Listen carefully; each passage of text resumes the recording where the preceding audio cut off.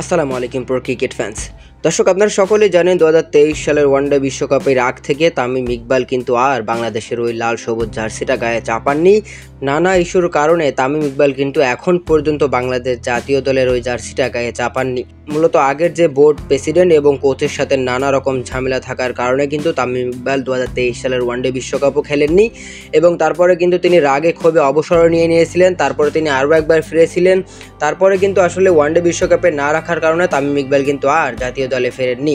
তবে এখন কিন্তু বাংলাদেশের নতুন বোর্ড প্রেসিডেন্ট এসেছে, নতুন সিলেকশন প্যানেল এসেছে। আসলে বাংলাদেশ দলে কিন্তু অনেক পরিবর্তন এসেছে। তো এখন কিন্তু তামিম ইকবাল বাংলাদেশের ওই লাল সবুজ জার্সিটা গায়ে চাপাতেই পারে। আর রকিবুল হাসান বাংলাদেশের সাবেক ক্রিকেটার, তামিম ইকবাল ফিরবে কি ফিরবে না তিনি এই বিষয়ে স্পষ্ট কথা বললেন। তিনি বললেন, আমি সম্ভাবনা বলবো না, আমি বলবো চ্যাম্পিয়ন্স ট্রফিতে তামিমের খেলা উচিত। সিলেকশন কমিটির উচিত এখনই তার সঙ্গে কথা বলে সব ফাইনাল করে ফেলা।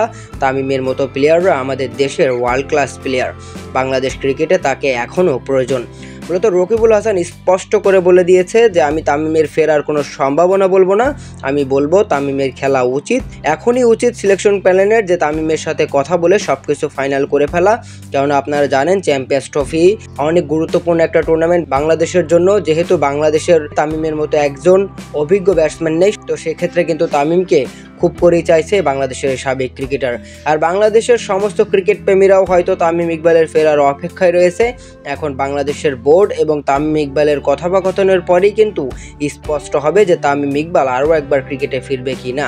তবে ভক্ত সমর্থকেরা তামিম ইকবালের ফেরার আশায় রয়েছে, কেননা তামিমকে এখনও বাংলাদেশের ওই জার্সিতে অনেক কিছু দেওয়ার বাকি রয়েছে।